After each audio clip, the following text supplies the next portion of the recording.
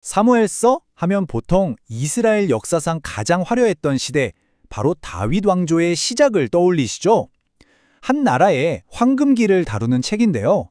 그런데 이 위대한 왕국의 이야기는 아주 흥미로운 질문 하나를 던지면서 시작합니다. 아니, 근데 좀 이상하지 않나요? 이 어마어마한 왕국의 서사시가 왕이나 전쟁 영웅이 아니라 아이를 낳지 못해서 괴로워하던 한 평범한 여성의 이야기로 시작된다는 게 말이에요. 오늘 이 수수께끼를 함께 파헤쳐 보겠습니다. 자, 이야기의 배경은 이렇습니다. 한나에게는 아이가 없었어요. 근데 다른 아내였던 분인나에게는 자녀가 있었고 이걸로 한나를 계속 괴롭혔던 거죠. 아시다시피 고대 사회에서 아이를 못 낳는다는 건 정말 큰 슬픔이었거든요. 한나의 고통은 정말 깊었습니다. 그리고 이 지독한 개인적인 아픔이 그녀를 필사적인 기도로 이끌게 됩니다. 한나는 이 너무나도 괴로운 마음을 안고 실로에 있는 성막으로 나아갑니다. 그리고 하나님께 서원하죠. 만약 아들을 주신다면 그 아이의 평생을 온전히 하나님을 섬기는 일에 바치겠다고요. 이건 정말 자기 모든 걸 건 약속이었던 겁니다. 그리고 놀랍게도 기도가 응답됩니다. 한나는 아들을 낳고 그 이름을 사무엘이라고 짓죠. 그리고 약속했던 그대로 아이가 젖을 떼자마자 그를 성막으로 데려가 하나님을 섬기게 합니다. 이 한 여인의 작은 순종이 이스라엘이라는 나라 전체의 운명을 바꿀 거대한 사건의 시작이 될 줄 이때는 아무도 몰랐겠죠. 자, 아들을 낳은 한나가 이제 감사의 노래를 부르는데요. 이게 그냥 아들 주셔서 감사합니다 하고 끝나는 노래가 아니에요, 사실은. 사무엘서 전체를 꿰뚫는 핵심 주제를 담은 엄청난 예언이었습니다. 이 노래에서 우리가 주목해야 할 단어는 딱 하나, 바로 역전입니다. 그녀의 개인적인 상황이 완전히 뒤집혔잖아요. 낮고 천대받던 존재가 높아지고 슬픔에 잠겨있던 입이 담대하게 열리게 된 거죠. 이게 바로 앞으로 사무엘서에서 계속해서 반복될 하나의 패턴을 미리 보여주는 겁니다. 표로 보시면 딱 감이 오시죠? 이게 바로 한나의 노래가 말하는 역전의 법칙이라는 거예요. 하나님께서는 교만하고 강한 자는 낮추시고 겸손하고 약한 자는 들어올리신다는 거죠. 노래 가사를 보면요. 힘센 용사는 꺾이고 배부르던 자는 굶주리게 돼요. 반대로 넘어져 있던 자는 힘을 얻고 굶주리던 자는 만족하게 되고요. 그리고 이 노래의 클라이맥스는 정말 소름이 돋을 정도예요. 왜냐하면 아직 이스라엘에 왕이라는 제도 자체가 없던 시절이거든요. 그런데 한나가 노래예요. 하나님께서 기름 부음 받은 왕을 세워서 세상을 다스리실 거라고요. 그녀의 개인적인 이야기가 한 나라의 미래와 직접적으로 연결되는 정말 엄청난 순간입니다. 자, 그리고 이 역전의 법칙은요, 말로만 끝나지 않아요. 곧바로 당시 이스라엘 사회에서 현실로 나타나기 시작합니다. 그때 이스라엘의 종교적 리더십을 꽉 쥐고 있던 사람이 바로 엘리 대제사장이었는데 그의 가문은 속부터 썩어 들어가고 있었죠. 그의 두 아들 홈디와 비느하스는 제사장의 권력을 이용해서 재물을 빼앗고 온갖 악행을 저지르는 말 그대로 타락의 끝을 보여주고 있었어요.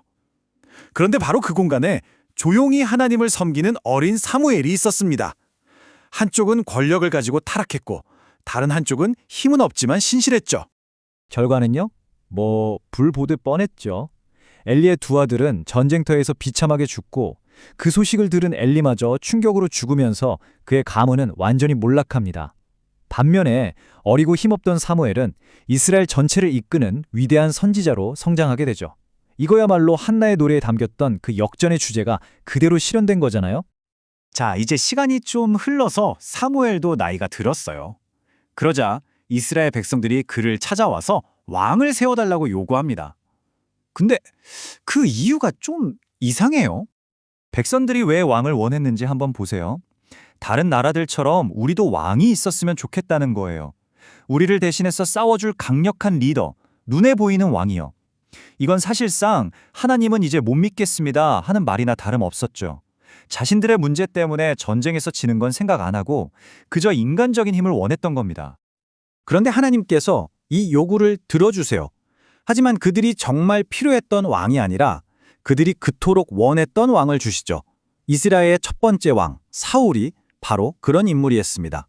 키는 다른 사람보다 머리 하나는 더 컸고 외모도 준수했죠. 딱 백성들이 원하던 그림 같은 왕이었습니다. 하지만 결과는 어땠을까요? 사울은 결국 실패합니다. 왜냐? 겉모습은 완벽했을지 몰라도 왕에게 가장 중요한 한 가지, 바로 하나님 말씀에 순종하는 마음이 없었거든요.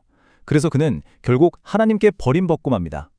자, 그래서 하나님은 이제 새로운 왕을 찾으십니다.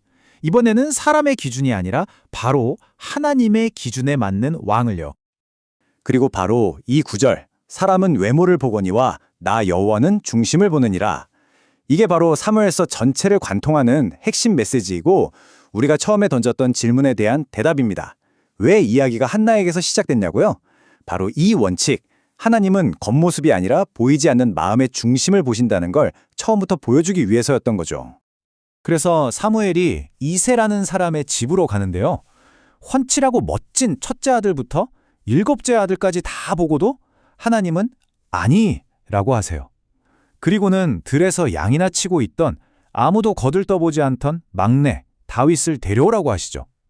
바로 그가 하나님의 마음에 합한 왕이었습니다. 자, 이 원칙이 진짜인지 아닌지 시험대에 오르는 순간이 옵니다. 바로 블레셋의 거인 골리앗의 등장이죠. 키가 무려 2.9m. 상상이 가시나요? 이건 뭐 압도적인 인간의 힘 그 자체를 상징하는 존재였어요. 그런데 이 말도 안 되는 거인 앞에선 목동 다윗이 뭐라고 외치는지 한번 들어보세요. 전쟁은 여호와께 속한 것이라고 말합니다. 와, 이 자신감은 자기 자신에게서 나오는 게 아니었던 거죠. 오직 하나님을 믿는 믿음에서 나온 겁니다. 사울과는 완전히 달랐어요. 그리고 결국 다윗이 승리하죠. 이 승리는 단순히 싸움을 잘해서 이긴 게 아니에요. 진정한 힘은 겉모습이 아니라 하나님을 의지하는 마음에서 나온다는 걸 증명한 사건이었죠. 수십 년 전 한나가 불렀던 그 노래, 겸손한 자가 교만한 자를 이긴다는 그 역전의 법칙이 바로 이 순간 완벽하게 이루어진 겁니다. 결국 사물에서는 오늘을 사는 우리에게도 똑같은 질문을 던지는 것 같아요. 여러분의 삶에서 또 우리 사회에서 진정한 힘의 기준은 뭔가요? 세상이 말하는 스펙이나 외모인가요? 아니면 눈에 보이지 않는 마음의 중심일까요? 진정한 강함은 과연 어디서부터 나오는 걸까요? 한 번쯤 깊이 생각해 볼 문제인 것 같습니다.